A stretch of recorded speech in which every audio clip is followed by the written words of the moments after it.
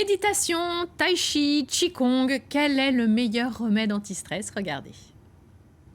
Avec la Covid, je suis trop stressé. T'as essayé le qigong? Avec le premier confinement, les pratiques apaisantes comme le yoga ou les cours de méditation sur Internet ont connu un grand succès. Méditation, tai chi, qigong, autant de moyens accessibles à tous pour retrouver la paix intérieure, l'harmonie et réconcilier corps et esprit. Proches par leur philosophie, ces trois disciplines le sont également par leurs bienfaits, notamment la réduction du stress, l'amélioration de la concentration et de la mémoire.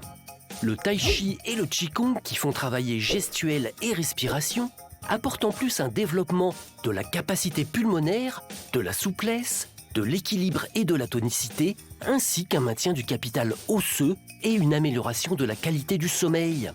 Et ce n'est pas tout.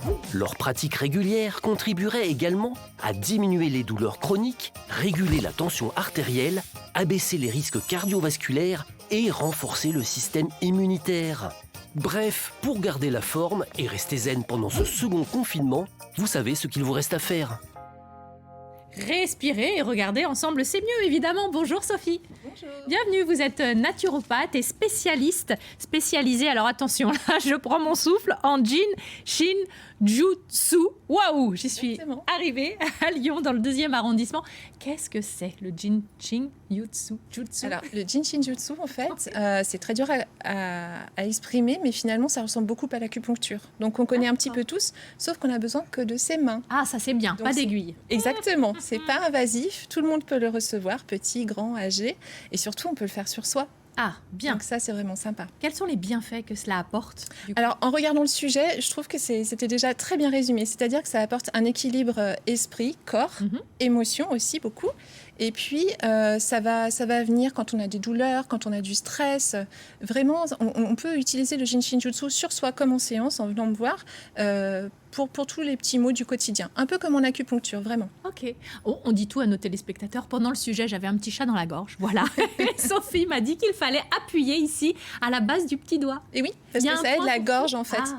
Alors, un point pour tout, oui et non. On a beaucoup de points en Jin Shin Jutsu, mais beaucoup moins qu'en acupuncture. Et en fait, c'est ça aussi, c'est très simple. L'idée, c'est qu'on peut vraiment... on a une problématique, pouf, on a une solution. On est stressé. Où est-ce qu'on appuie pour, Alors, souffler le un peu? stress, ce qui est pas mal, l'anxiété, ça va être, on va tenir notre pouce. Ah bon? Oui. Simplement. Regardez tous les enfants qui sucent Ouais, leur pouce. c'est vrai. Et oui, ils se rassurent.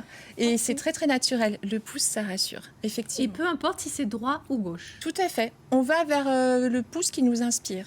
Ok. Voilà. On va écouter Andrea.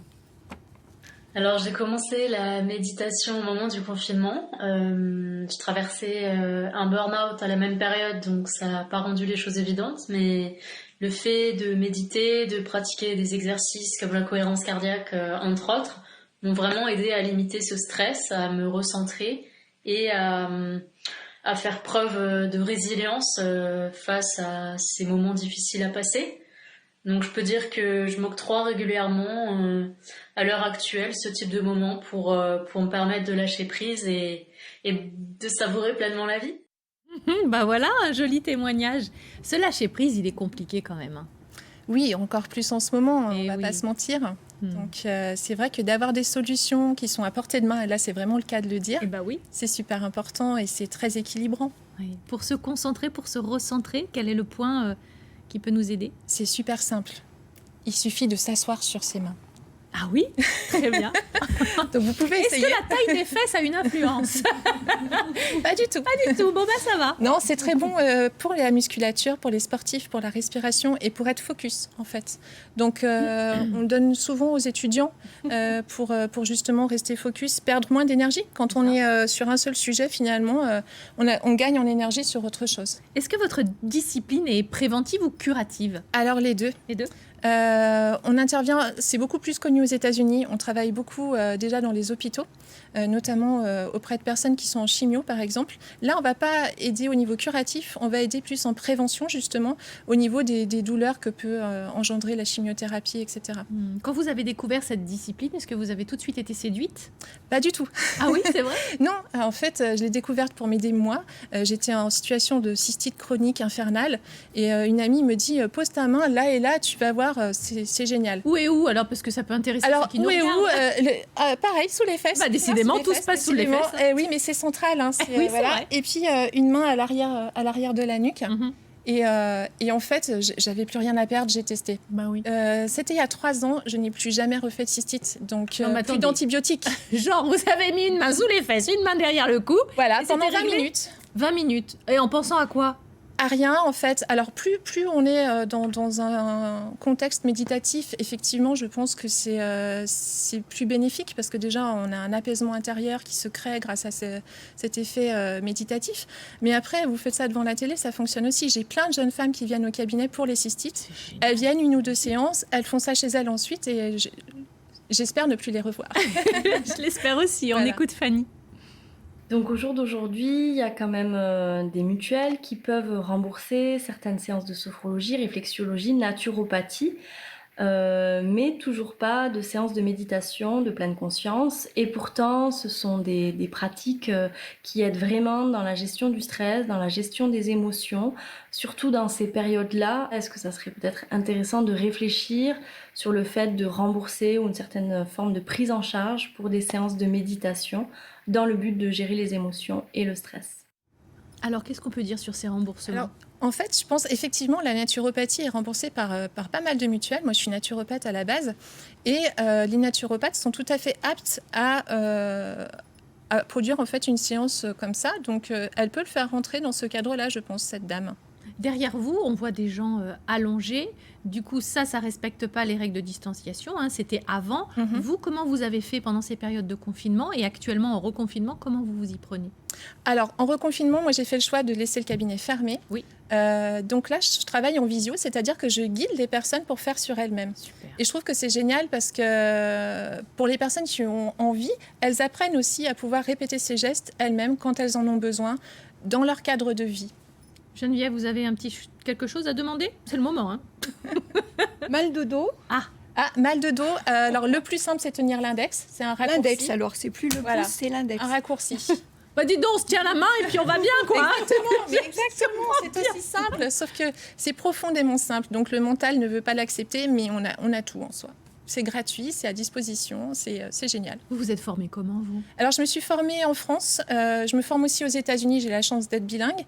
Mais en France, à Paris, il y a une école. Il y a une personne qui vient et qui fait venir des personnes aussi des 4 coins du monde pour donner les formations. Donc, c'est assez long. Ça prend 18 mois quand même pour se former, puisqu'il faut apprendre à écouter avec ses mains. C'est assez particulier. C'est ça. Mais, Et on apprend voilà. d'abord sur soi? Moi, j'ai commencé par là. Je trouve que c'est central déjà Puis c'est un travail d'une vie. On apprend tout le temps sur soi puisqu'on est en perpétuelle évolution soi. Donc oui, je trouve que c'est plutôt sympa de commencer par soi pour ensuite aller vers les autres. Bon, et si on se faisait un gros câlin, ça le ferait? Oui. Parce qu'on peut plus faire des câlins à ceux qu'on aime. Et ça tombe très très bien. En Jin Shinjutsu, une des premières choses qu'on apprend, c'est se faire un auto-câlin. Ah d'accord. Ah, ça passe sous les bras? Ça passe sous les bras. Allez, on le parce fait qu'en tous, hein, les amis. oui, Ah bah oui, on se câline aujourd'hui. On a tous hein. besoin de câlins. L'idée, c'est qu'on a des petits points énergétiques là derrière qui sont sur le bord points de de chatouille, l'omoplate aussi. Et du coup, en fait, voilà, c'est juste faire un câlin. Déjà, rien qu'en faisant ça, notre cerveau, il est content. Eh ben, parfait. Il libère des petites endorphines.